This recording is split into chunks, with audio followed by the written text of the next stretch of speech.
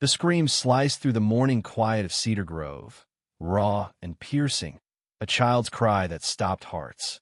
8-year-old Liam Chun knelt on the sidewalk, his small hands smudged with chalk as he sketched a neon green dragon spewing flames at night. The sound came from him, his voice breaking as a burly man in a Navy tactical vest loomed over, the words HOA enforcement glaring in white across his chest. The man's gloved hand clamped onto Liam's arm, yanking him up. "You're coming with us, kid," he growled, his voice like gravel. Another figure, leaner, clutching a clipboard, scanned the street with a predator's gaze, daring anyone to step in. From the porch of her tidy bungalow, Rose Nguyen, 73, snapped upright, her mug of green tea nearly slipping from her hands. Her silver hair was pulled into a tight bun, her faded army sweatshirt half hidden under a floral cardigan. To neighbors, she was Miss Rose, the soft-spoken widow who baked spring rolls and tended her roses. They didn't know she'd once patched up soldiers under rocket fire in Fallujah, that her steady hands could still wield a scalpel or a weapon with lethal precision, or that the gardening stick by her porch was a steel-cord bow staff, its weight a reminder of a life she'd left behind. Her dark eyes locked onto Liam, twisting in the man's grip, and something inside her ignited a spark from a long-buried fire. "You touch him again," Rose said, her voice low and sharp, "and you'll regret it." The men paused, startled by the steel in her tone, but only for a second. The clipboard man sneered, stomping across her lawn, crushing her pansies. "Violation of Homeowners Association Code 9.4. He barked, pointing at Liam's chalk art. "Sidewalk defacement. Clean it up, or the kid's ours." Rose's lips twitched not fear, but disbelief. "There's no HOA here," she said, stepping off the porch, her movements fluid despite her age. "You're on my property." The man holding Liam smirked, his hand hovering over a stun gun on his belt. "We've got authority. Pay the due law 400 fine, or he's collateral." That word saw hit like a bullet. Rose set her mug down, the ceramic clinking against the railing, and reached for her staff. "Let him go," she said, each syllable a warning. Liam whimpered, and the man tightened his grip. That was when Rose moved. Cedar Grove was a snapshot of suburban peace, its neat bungalows and fluttering flags frozen in a simpler time. Retirees watered lawns, kids rode scooters, and the morning's only sound before Liam's scream had been the scratch of chalk on concrete. Liam, with his messy black hair and a tongue that poked out when he focused, was lost in his Dragon Knight saga, oblivious to the world. Rose watched from her porch, her tea steaming, her sweatshirt bearing the faint 1st Infantry DVY Shaun patch. To the neighborhood, she was just Liam's grandma, raising him since his mother passed 3 years ago. They didn't know about the shrapnel scars on her shoulder or the nightmares of triage tents under fire.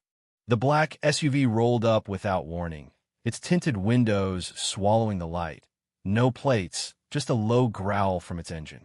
Rose's instincts, forged in war, screamed, saw, danger, saw.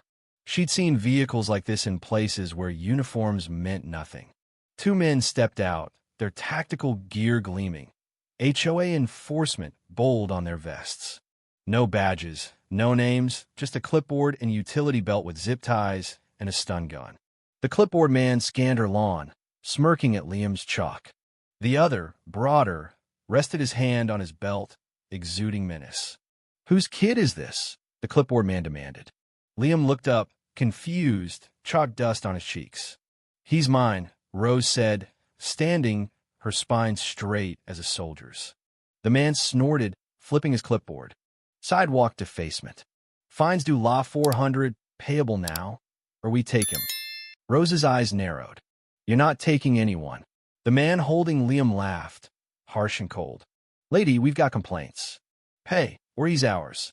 Rose stepped forward, her voice dropping to a dangerous calm. "Let him go." The man smirked, but Liam cried out as the grip tightened. Rose's hand found the bow staff, tucked behind a planter.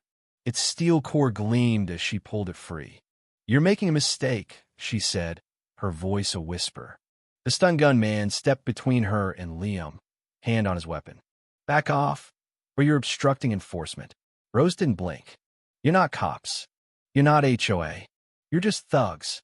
He reached for the stun gun, but Rose was faster.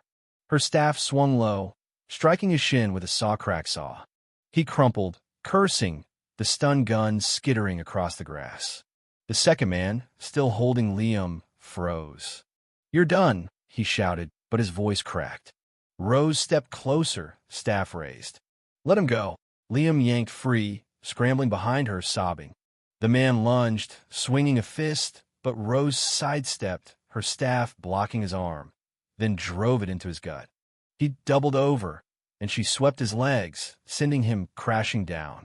The street erupted. Curtains twitched, neighbors spilled out. Mrs. Larson, across the way, held up her phone, recording.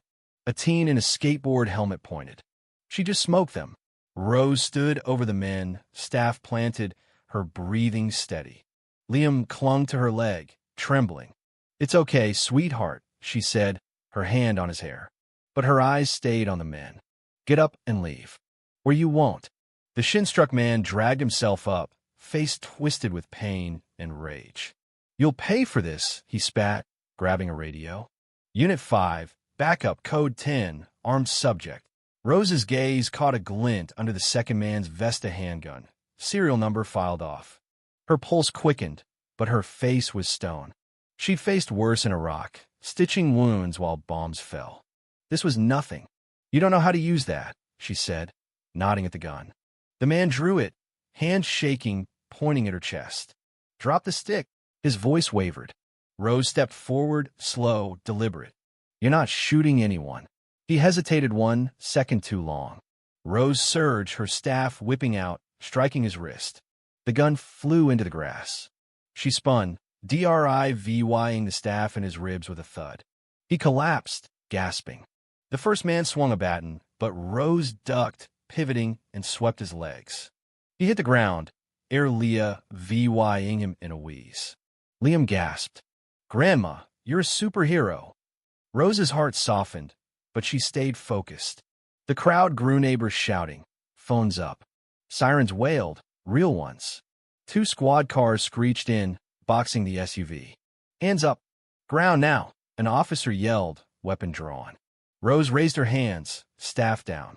They're your problem, she said, nodding at the men. Fake HOA, no IDs. Try to take my grandson. The officers spotted the gun, the crushed pansies, the fake uniforms. They cuffed the men, one muttering about assault. Sergeant Rivera, a sharp-eyed Latina, turned to Rose. Ma'am, you hurt. Rose shook her head. I'm fine. Check their van. You'll find more. Liam hugged her waist, whispering, You're awesome, Grandma. She dropped her staff, wrapping him in her arms. The SUV's contents chilled the officers. Forged HOA citations, zip ties, a folder with photos and addresses of elderly homo nurse hit list. This is a scam ring, Rivera muttered. She looked at Rose. Military. Rose nodded. 1st Infantry, medic retired. Rivera whistled. That explains the takedown. You didn't just stop them, you exposed them. Neighbors clapped, fear turning to pride. Mr. Torres stepped forward. They sent my dad a fake fine. Almost paid Dula $300. Mrs. Larson nodded. Same. My aunt wrote a check. Rose's jaw tightened. Give those letters to the police. It'll help. A news van arrived, a Channel 5 reporter pushing through. Mrs. Nguyen, a statement. Rose glanced at the phone's recording. It's out there already, she said. I did it for him. She nodded at Liam, his chalky hands on her cardigan. The reporter pressed. Why not wait for police? Rose's eyes darkened. Waiting costs lives. Not today. As police loaded the suspects, Rivera approached. We'll need your statement, maybe testimony. Rose nodded. I'll be there. Rivera grinned. Hell of a swing. Rose smirked. Old habits. By afternoon, Cedar Grove buzzed. The story exploded online, saw Grandma veteran stops, fake HOA with sticksaw trended, cell phone VY Deos hitting millions of VYUs. Neighbors shared scam stories, their resolve hardening. Police uncovered 18 VY Tims across 2 counties, elderly residents coerced into paying thousands. The suspects faced charges: impersonation, fraud, attempted kidnapping. Rose ignored the memes, saw Warrior Grandma, saw mugs on Etsy. She cared about Liam, who skipped his tablet to draw chalk dragons on their driveway. His latest, a dragon with a medic's cross, wielding a staff, saw "Stay Back," saw scrawled above. Rose sipped tea from a new mug, saw "Badass Nana," saw a gift for Mrs. Larson watching him. He stood taller now, eyes bright with awe. A week later, supporters gathered on her lawn. A veteran gave her a sign. Saw "This home protected by Grandma," saw. Kids left cookies. The mayor offered a commendation. Rose declined. "Liam's enough," she said, ruffling his hair. Asked by a reporter what she'd tell future scammers, Rose's answer was calm, deadly. "Wear your uniform, drive your van, but touch my family, and you'll wish I only brought the stick." The flag on her porch fluttered, and Rose felt seen not just as a grandma, but as a warrior who'd never stopped fighting. Liam finished his mural, grinning. "Our home," he said, pointing. Rose nodded. "Always." If you were the one in this story, how would you react? Would you stand up and fight back, or accept the unreasonable pressure and control from the HOA? Share your thoughts in the comments below. And don't forget to subscribe, like, and share this video with more people. Your small action gives us the motivation to keep bringing you more intense and engaging stories. Thanks for watching, and we'll see you in the next video.